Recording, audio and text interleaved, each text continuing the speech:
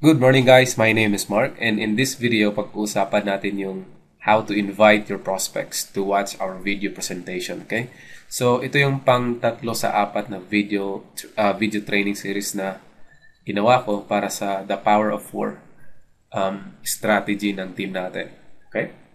So I hope na napanood mo na yung part 1 and part 2 of this video training series of the Power of Four strategy. So let's go. Oops, but I'm on next slide there. So in SWA, our goal is to educate or inform our prospects about our online business. So yung goal natin is to educate, not to convince. Okay? So there are 6 steps on how to invite your prospects to watch your video presentation properly. So, bakit 6 steps? Pangit kasi yung, kunwari may nag-message sa'yo. Paano yung business mo na yan? Then, babatuhan mo agad ng, watch this video presentation. Hindi mo pa na-qualify yung prospect mo kung qualify pa siya or open-minded pa siya. Masasayang yung effort mo pag ganon. So, just follow these 6 proper steps. Pag finalo mo to, mamamangha ka sa magiging conversion rate mo. Okay? So, step number 1, start a conversation. Pwedeng ikaw yung mag-start or pwedeng sila yung mismo yung mag-start ng conversation. Pero pag ikaw, talagang gamitin mo na script. Hi Juan de la Cruz. Kumusta ka na? Then wait for the reply. Sabihin lang, okay lang, blah blah blah. Gawa ka lang ng maliit na conversation bago mo i-invite sila sa video training or video presentation mo. Okay?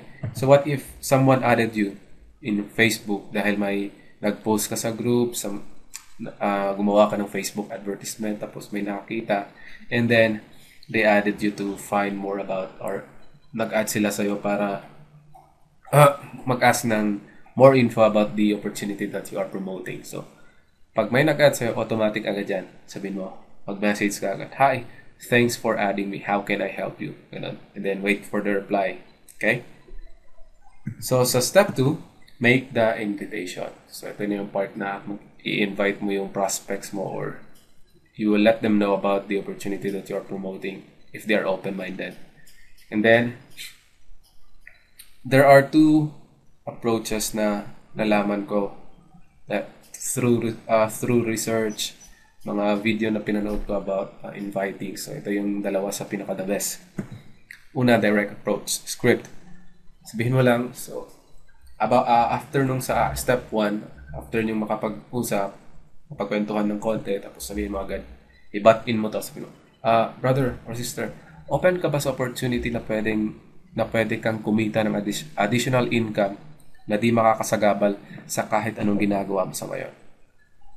Simple lang yung tanong na yun. Then, just wait for them kung ano yung i-reply nila sa'yo. Okay?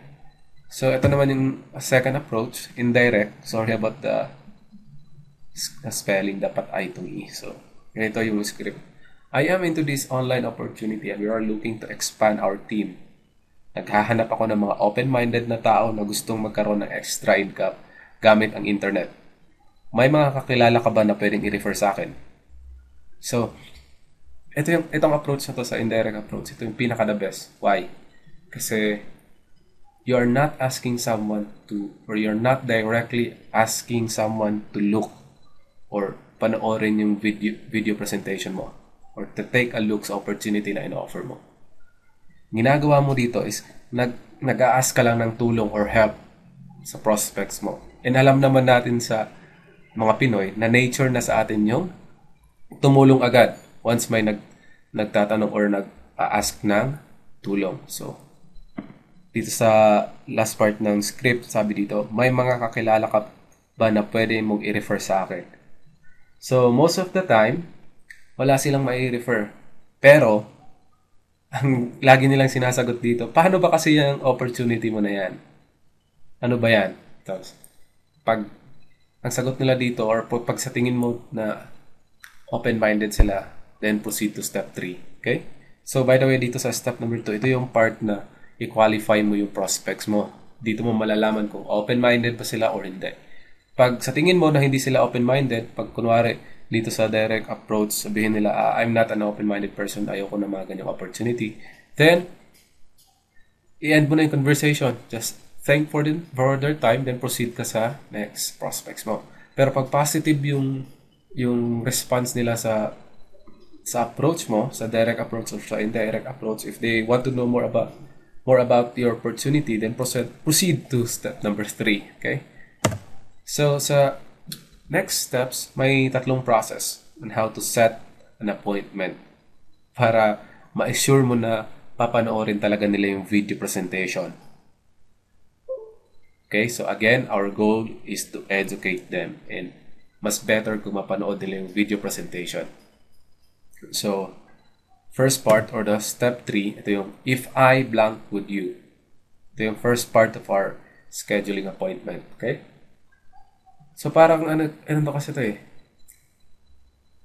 Bibigyan mo sila ng pabor if yung bibigyan mo na pabor sa kanila ay magre-respond sila ng positive.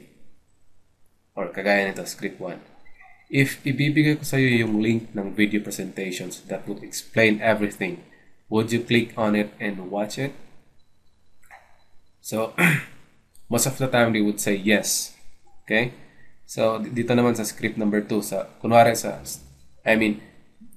let's go back to step number 2. If they ask about more, sabihin nila, paano ba yung opportunity mo na yan? Ano yung products? Magkano yung kitaan? Magkano yung initial payment? Mga ganun sa step number 2. Then, use this script sa step number 3. Sabihin mo lang, ganito, mahirapan tayo parehas if I will explain all the details dito sa chat box.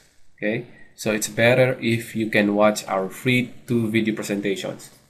If ibibigay ko sa iyo yung link ng video presentation, would you watch it? Okay? So, dito sa step number 3, if na-qualify mo na yung prospects mo or na-sort mo na, automatic yan. They would say yes. Okay? Then, proceed to step number 4, second part of our scheduling an appointment. Okay, steps. So, dito, sa step number 4, you need to get a time commitment. Hindi yung bibigyan mo agad yung link ng video presentations mo. We need to make sure na papanoorin nila yung video presentation, okay? So, ito yung script. Sa tingin mo, kailan mo mapapanood yung 2 video presentation for sure? Okay. So, note, huwag kang mag-suggest ng oras kung kailan nila dapat panoorin ang video. Hayaan mo sila mismo magsasabi ng oras kung kailan sila vacant. Okay. Pag tinanong mo to, for sure, mag-iisip, yung mga prospects mo, mag-iisip yan kung kailan yung free time nila. It's either mamayang gabi, tomorrow, sa weekend, and etc. blah blah blah. Pero wag kang mag-suggest ng time. Let them think kung ano yung oras na vacant sila. Okay? So after that, proceed to number 5. Step number 5. Oops, there. Sa step number 5, third part of our scheduling an appointment step-by-step process. Ito na yung i-confirm mo na kung papanoorin ba talaga nila yung video. Kunwari, if they say na papanoorin nila ang video bukas, your response should be, so, if I message call you the next day, kinabukasan, sure na napanood mo na yung video? Ko-confirm mo talaga na dapat panoorin nila yung video para pag i-follow up mo sila tomorrow or i-follow up mo sila sa time or schedule na sinabi mo na i-follow up mo sila, for sure na napanood na nila yung video. So ito naman, example nito sa example number 2. If they say na papanoorin nila ang video at 7 p.m. the next day, your response should be, if I message or call you the next day at around 8 p.m. Why 8 p.m.? Kasi yung video presentations natin is about 30 or 40 minutes lang. Okay, so just give them an hour para mapanood yung video. So, again, sure na napanood mo na ba yung video na bibigay ko sa'yo? If they say yes, sure na napanood ko na yung video once you follow up me. Once nag-message ka sa akin. Once tumawag ka sa akin to follow up if napanood ko na yung video. Okay? So, that's it. Last part, closing. Give the links and at the end and end the video, the conversation. So, ganito lang yung script. Okay, ito yung link ng free 26-minute video presentation explanation kung paano kumita online. Ito naman yung link ng free 8-minute video presentation about your potential earnings. Yung 1 million plus earning in a year. Ito yung first video sa Power of 4 video training series natin. Papanood natin sa kanila yung video na yun para mas lalo silang magka-interest sa business opportunity na in-offer natin. Okay? So, continuation ng script. After mong mapanood ang videos, please message me and let me know if you are interested to join. Thanks for your time and God bless. So, yan yung 6 steps ng kung paano mag-invite ng prospects to watch our video presentation. So, by the way, may ginawa akong PDF file about the script and you can download it in our SWA Team Infinite group page. So, wait. Papakita ko lang sa inyo para sana yun. Ba't ayaw?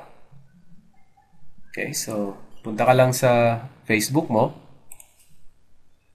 and then i-open mo yung ano natin, group page natin. So, wait.